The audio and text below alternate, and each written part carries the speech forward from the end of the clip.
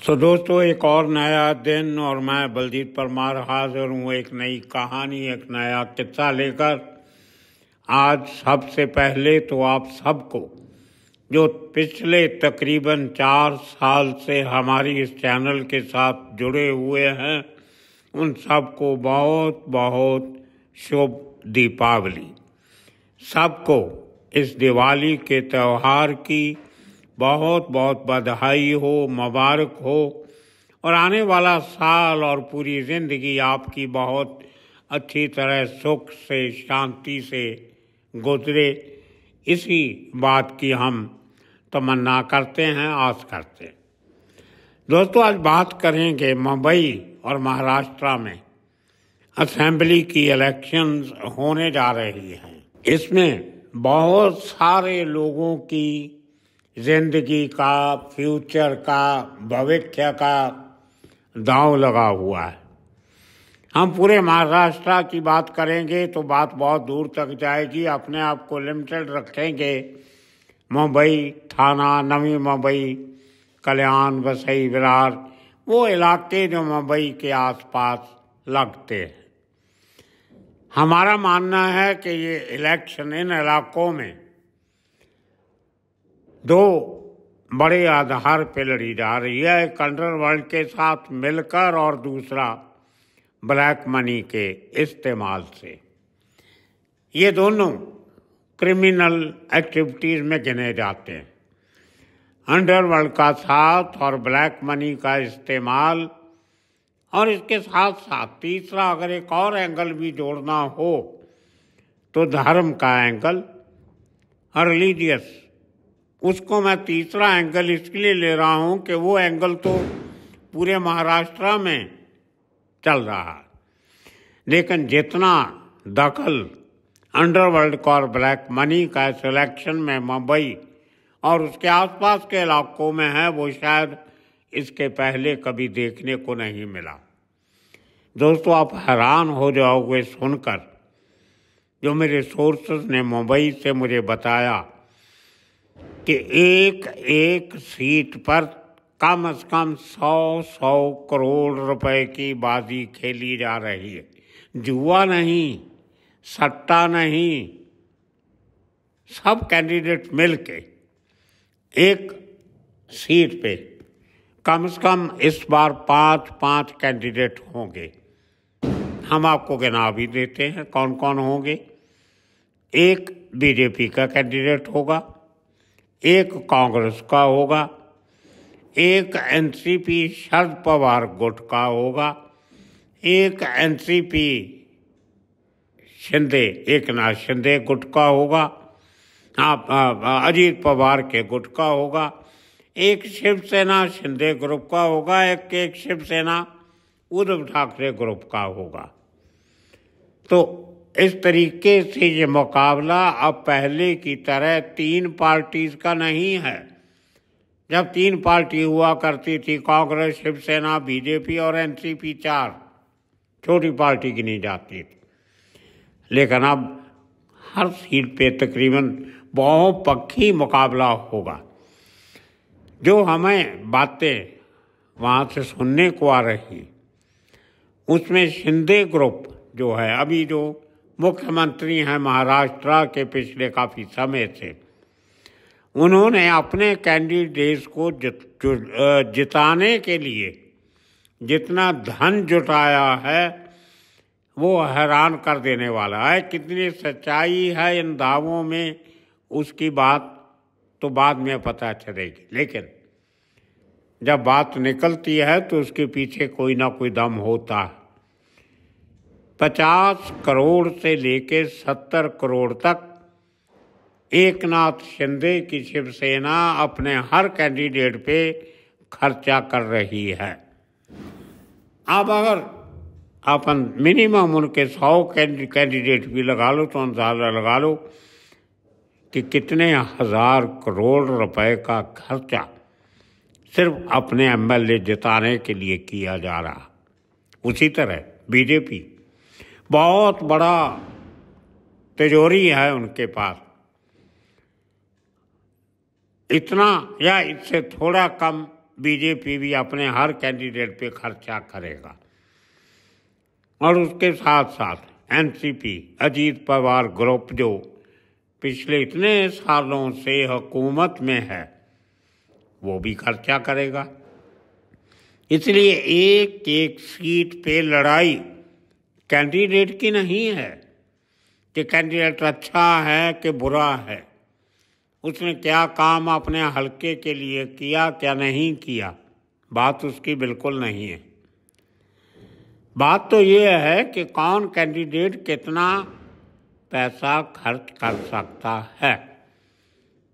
देश में गरीबी, बेरोजगारी, काम नहीं, धंधा नहीं, दिवाला निकल रहा है लोगों का, उसमें अगर 2-4 पैसे हर वोटर को मिल जाएं तो वो अपने आप की वो गनीमत समझता है, खुशकिस्मती समझता है।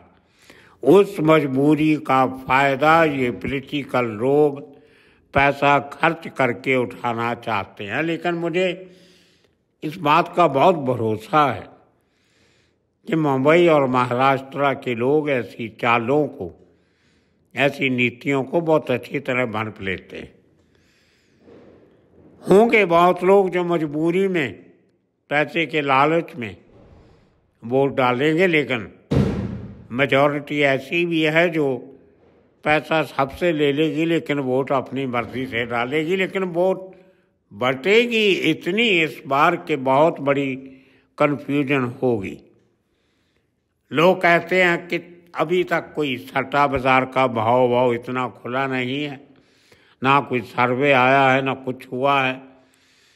अभी तक आप कह नहीं सकते कि कौन सी पार्टी वो कौन सा गठबंधन वापस हुकूमत में आएगा या नहीं, नया गठबंधन हुकूमत में आएगा, क्योंकि खेल लोगों की मर्जी की नहीं है, ये हुक्मरानों की और धनाढ़ों की मर्जी की है। उसके साथ साथ जो अंडरवर्ल्ड का रोल है बहुत बड़ा,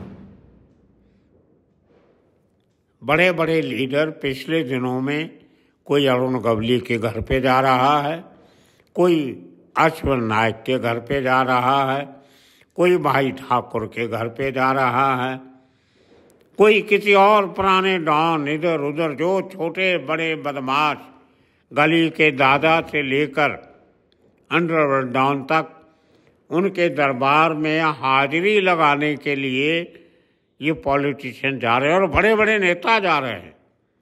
हैरानी की बात ये, क्योंकि उनको पता है कि एक एक वोट इस इलेक्शन में काउंट करेगी, वो भले कहीं से भी आए, उसके लिए हिम्मत करनी पड़ेगी। कभी सुना था आपने कोई बड़े नेता किसी गैंगस्टर के घर में जाएं? वो तो कई बार ऐसे अपने गैंगस्टर को अपने घर में घुसने नहीं देते थे, चोरी छिपे मुलाकात करते थे, और अब सब उल्टा हो गया। अब बड़े लीडरों को गैंगस्टर के घर में जाना पड़ता है क्योंकि वोट चाहिए। अब इस सिनेरियो में जब छोटी छोटी पार्टियां जैसे नवनिर्माण सेना और दूसरी रिपब्लिकन पार्टी, भाई ठाकुर की वो पार्टी PWP, छोटी छोटी जो पूरे महाराष्ट्र में काफ़ी हैं, और कुछ इंडिपेंडेंट, उनको लगता है कि अभी कुछ फैसला मेजॉरिटी का आने वाला नहीं है, इसलिए हर आदमी की कीमत होगी। तो हर आदमी करोड़ों रुपए इसलिए खर्च कर रहा है कि कल जब वो किसी की मदद करेगा तो उसको करोड़ों मिलेंगे। लेकिन दोस्तों, अल्टीमेटली नुकसान आम लोगों का होता है। इनके पास जो पैसा आता है वो झाड़ से नहीं आता है, वो किसी हेलीकॉप्टर से नहीं गिराया जाता, वो किसी चंद्रमा सूरज से नहीं आता है, वो आपका ही पैसा है जो आप अपने काम करवाने के लिए खर्च करते हो, या आप किसी बिल्डर से घर खरीदते हो, बिल्डर आगे करोड़ों रुपए कमाता है, वो आगे इन पॉलिटिशियंस को देता है। आपके घर के बाहर जो सड़क बनती है वो ठेकेदार बनाता है, ठेकेदार को उसका ठेका लेना पड़ता है और वो लेने के लिए इनको पैसा देता। तो जितनी फैसिलिटीज़ हैं सब की सब पैसे के सर पे चलती और वो पैसा इस्तेमाल होता है इलेक्शन में। अब जो कैंडिडेट 50 करोड़ 60 करोड़ खर्चा करके इलेक्शन जीतेगा, उसके बाद पहले तो वो खर्चा कवर करेगा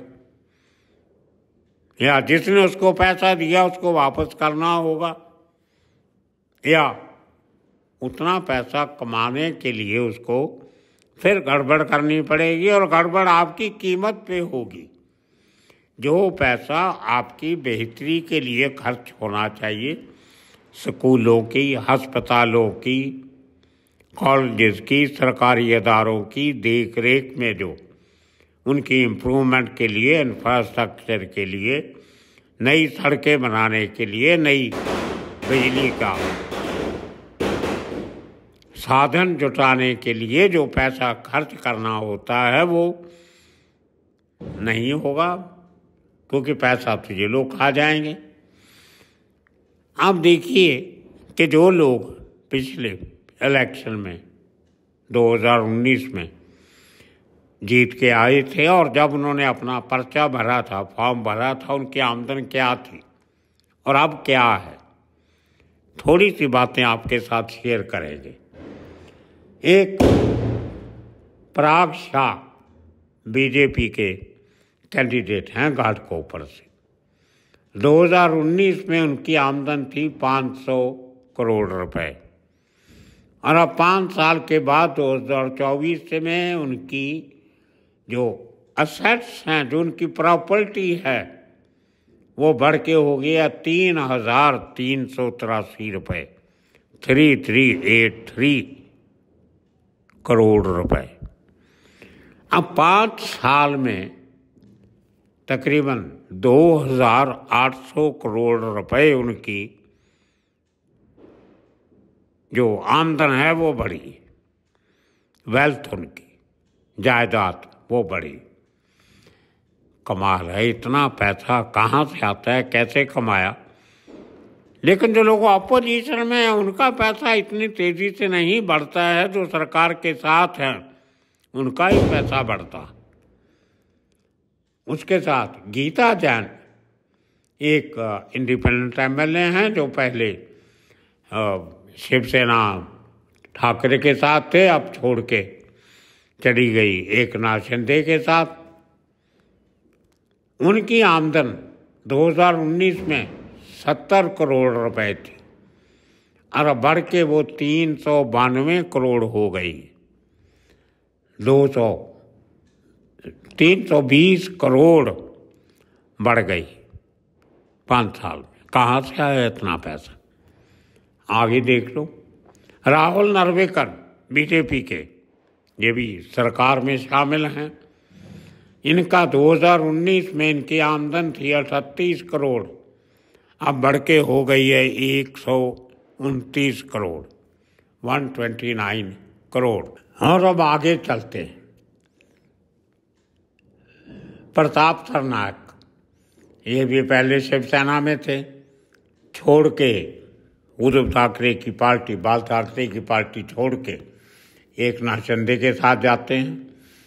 5 साल पहले की इनकी आमदन थी 143 करोड़, 144 समझो, अब हो गई है 333 करोड़ 5 साल में। कमाल है, 200 करोड़ कैसे बढ़ गया एक 5 साल में। उसके बाद तानाजी सावंत, ये पहले पुरानी शिवसेना में थे, अब नई शिवसेना में चले गए। इनकी आमदन थी 194 करोड़, अब हो गई 218 करोड़। ज़्यादा नहीं बढ़ी लेकिन फिर भी बढ़ी है। ये सब एग्जाम्पल मैं आपको इसलिए दे रहा हूँ कि ये इलेक्शन अब पैसे की, पैसा कमाने की, ताकत में आने की, अपना रुआब दिखाने की, अपनी शान और शौकत बढ़ाने की इलेक्शन है। ना कि आपकी सेवा करने की, या देश प्रदेश सिटी शहर उसकी सेवा करने की। आम लोगों से इनका कोई वास्ता नहीं है। ये सिर्फ अपना पैसा कमाने के लिए आगे पावर में आना चाहते हैं। अब कहाँ कहाँ लोग पाँव मारते हैं। प्राण एनकाउंटर स्पेशलिस्ट प्रदीप शर्मा शिवसेना से इलेक्शन लड़ रहे, पहले कांग्रेस के करीबी थे, फिर बीजेपी के करीबी हो गए, फिर शिवसेना से पिछली बार इलेक्शन लड़ी, नालसपाड़ा से हार गए। अब खुद और अपनी पत्नी बेटी पूरे परिवार को शिंदे शिवसेना में ज्वाइन करवा दिया। उनके घर पे गए वर्षा पे, बड़ी फोटो सोशल मीडिया पे आई, पता चला कि पूरा परिवार शिवसेना में भर्ती हो गया है और इनको आने वाली टिकट मिलेगी। लेकिन हुआ ऐसे कि टिकट नहीं मिली। अब प्रदीप शर्मा की पत्नी इंडिपेंडेंट इलेक्शन लड़ रही हैं अंधेरी ईस्ट से। आगे क्या होगा, कौन कितना पैसा खर्चता है वही जीतेगा। क्यों इलेक्शन लड़ना चाहते हैं ये लोग, क्यों इतने करोड़ों खर्च करते हैं, इस बात की समझ आप लोगों को नहीं आएगी, क्योंकि आप तो वोट डाल के भूल जाते। उसके अलावा नवाब मलिक, उसकी बेटी भी इलेक्शन लड़ रही है, उसकी पुराने हल्के से अणुशक्ति नगर से, और नवाब मलिक खुद अजीत पवार की एनसीपी से शिवाजी नगर जो है गोवंडी का, वहाँ से इलेक्शन लड़ रहा है। उद्धव ठाकरे का बेटा वर्ली से इलेक्शन लड़ रहा है और राज ठाकरे का बेटा कहीं दादर से कहीं और से इलेक्शन लड़ रहा है। उद्धव ठाकरे की आमदन भी 30-32 करोड़ के करीब है और अमित ठाकरे जो राज ठाकरे का बेटा है उसकी आमदन भी 18-20 करोड़ है। अब बताइए, इन लड़कों को कभी आपने काम करते देखा? क्या बिजनेस है इनका, क्या करते हैं ये? करोड़ों कहाँ से आते हैं इनके पास? बाप दादा की जायदाद से आते हैं या कहीं और से आते हैं? इस किस्म के बहुत सारी एग्जाम्पल्स हैं।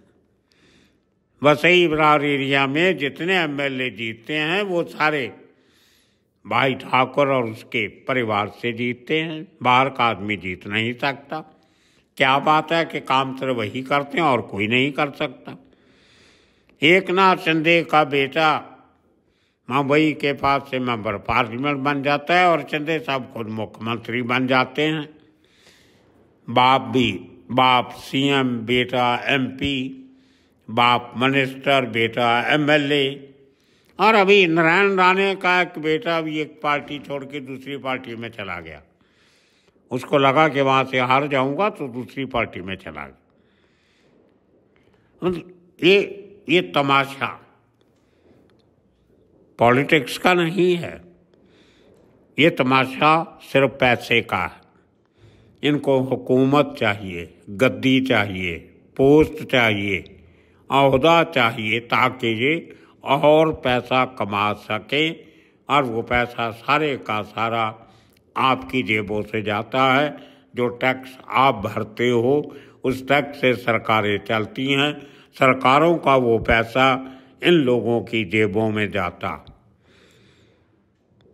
सो दोस्तों, आज दिवाली पे मौके पे हम बहुत खुश होते हैं कि बुराइयां समाज से खत्म हो गई, रावण दहन हो गया, दशहरा चला गया, अब अच्छाई का मौसम आया है, अच्छे कामों के दिन आए। लेकिन यहाँ तो दशहरे पे मुझे लगता है सच्चाई मरती है, बुराई जिंदा होती। अब दिवाली पे आप किस बात की आशा करोगे? कि आपकी आमदन दिन ब दिन कम होती जा रही है, साधन दिन ब दिन कम होते जा रहे हैं, सुविधाएं दिन ब दिन कम होती जा रही हैं और आप सोच रहे हो कि शायद बहुत अच्छे दिन आ रहे हैं। अच्छे दिनों का जो रिवाज था जो प्रचलन था वो ख़त्म हो गया। हर आने वाले साल में फिर देखेंगे क्या होता है। आप सबका हमारे साथ जुड़े रहने के लिए बहुत बहुत धन्यवाद। नए साल में 1 जनवरी से अपनी ये चैनल एक नए तरीके से शुरू करेंगे, नया आगाज़ करेंगे। तब तक थोड़ा सा इंतज़ार कीजिए, बीच बीच में आपके साथ बातचीत होती रहेगी, करते रहेंगे। आप सबका बहुत बहुत शुक्रिया, धन्यवाद। एक बार फिर आप सबको दिवाली की शुभकामनाएं, मुबारक।